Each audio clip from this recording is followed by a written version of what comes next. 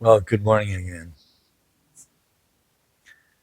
We're going to do something just a little bit different in a few minutes here today. Um,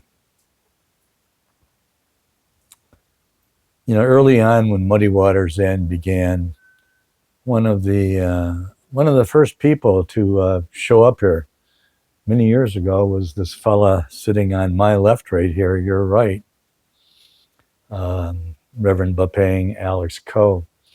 And at that time, he he he looked like a surfer. He looked like a Beach Boys surfer with this mop of bleached, bleached hair, and his peach fuzz on his face, and he'd just sit around after temple and just take in conversations between people. And it was like, I'll be surprised. He just kept coming back, and he kept coming back, and he kept coming back.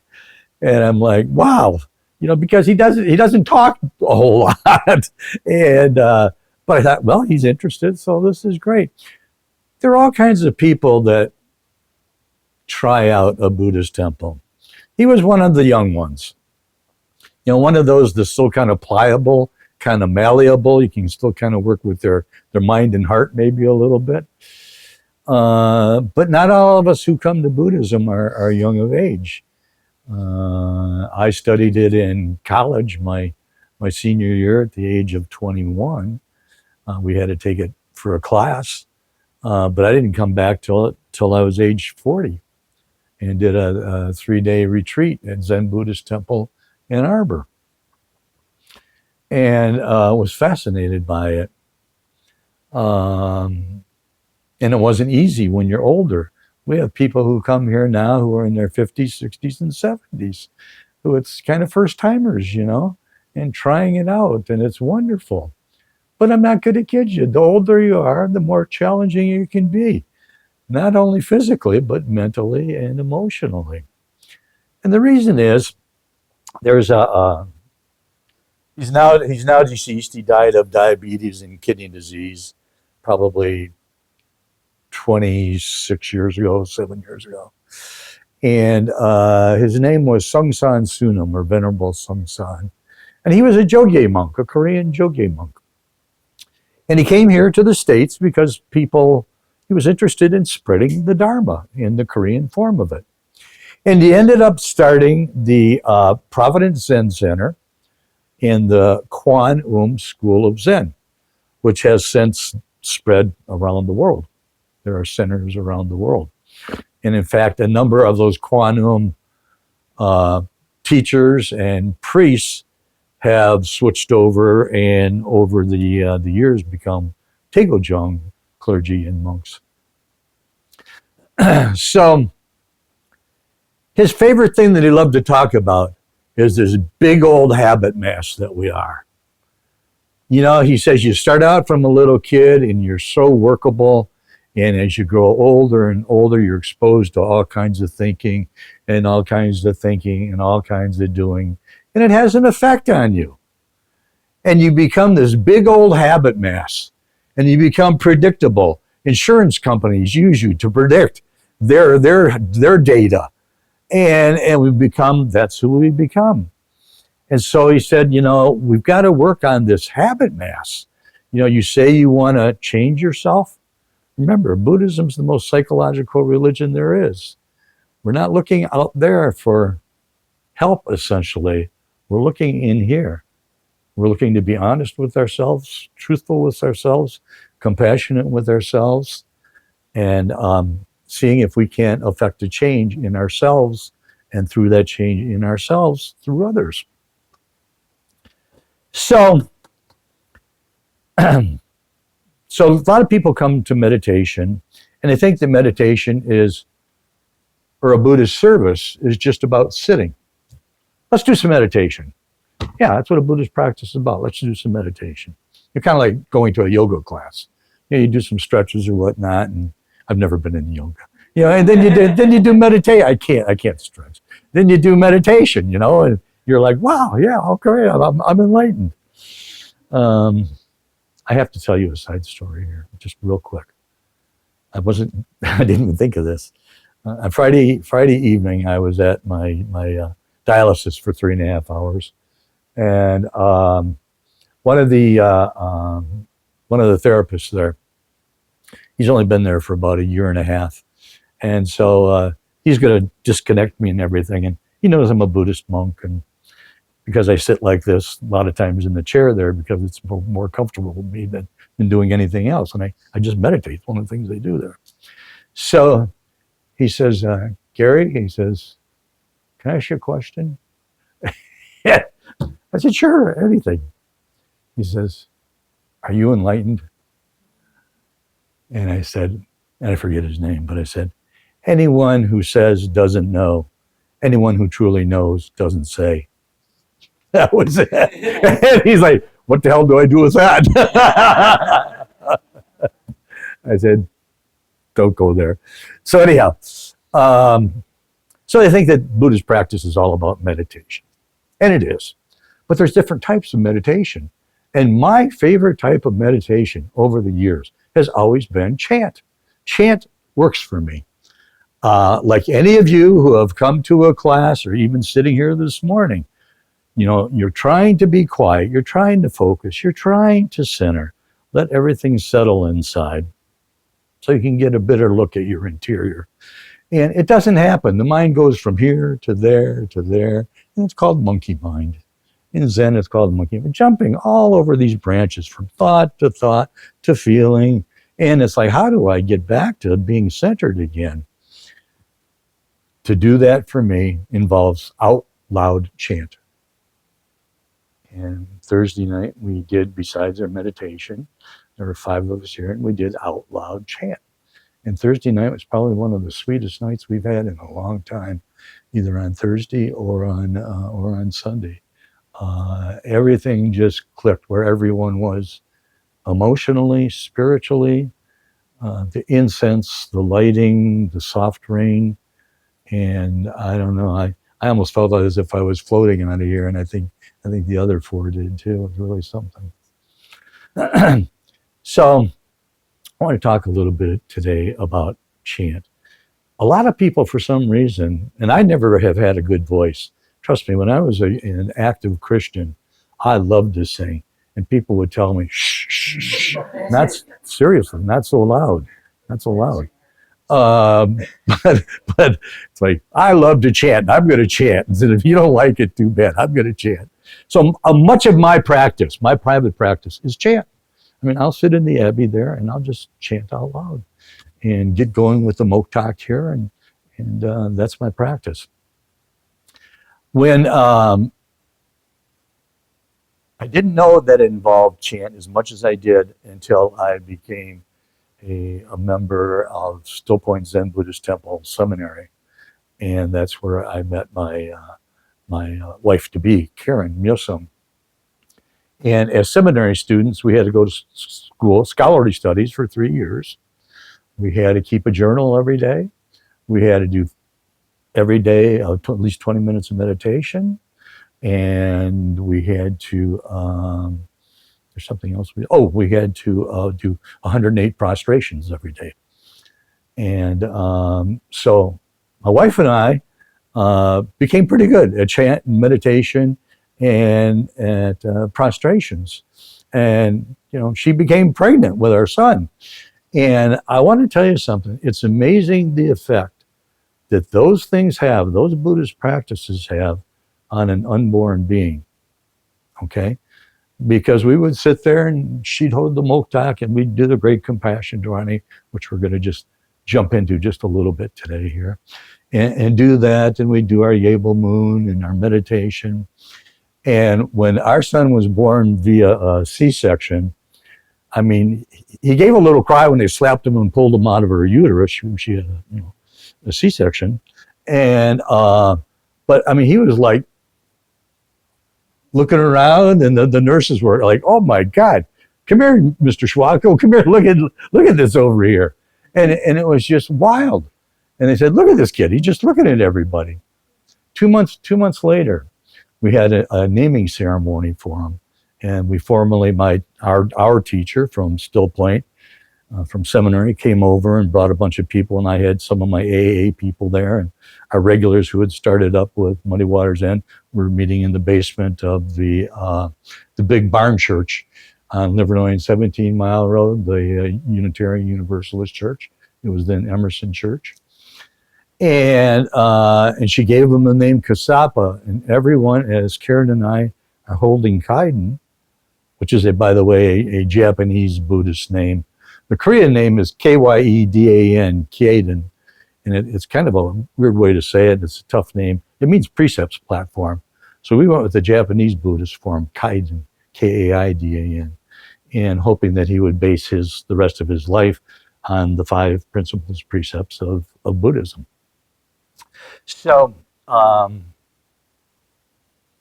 so everyone came up and did a little well-wishing for him and a bow and whatnot. And we're holding him, and he just sat there and he just looked at everyone. And our teacher Parang said, "I don't believe it. He's like a frickin' little Buddha." And so she gave him the name Kasapa, who took over the Sangha after the historical Buddha died, and which was really. Which is not working out that way, which was related to Karen and I, our demise, and Kaiden taking over Muddy Waters Inn down the road. He used to, as he was growing, he'd come out here with me every night, and because Karen was still in seminary studying, he'd grab it. We got little moktoks in the Abbey, and he'd grab those and play with them and use them. He'd sit here in meditation.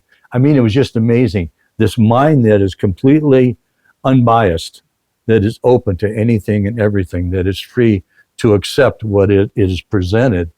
He just sucked everything up, just sucked it up like a sponge.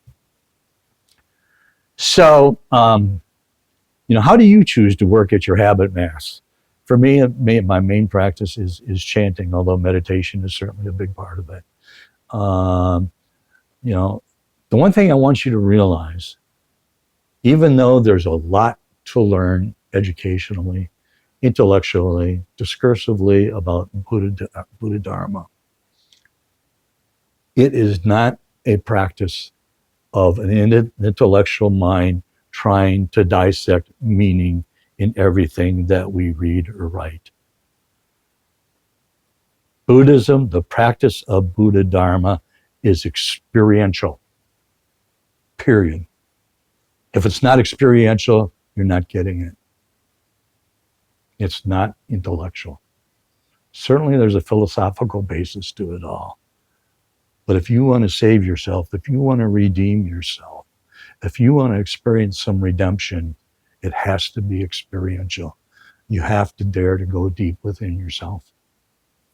So, this is real simple here, and please don't be offended by this, but the Great Compassion, Dharani, and I'm not sure what page it's on. If you could please, those of you who are here, if you could look it up. I'll look it up here. What is it? 11.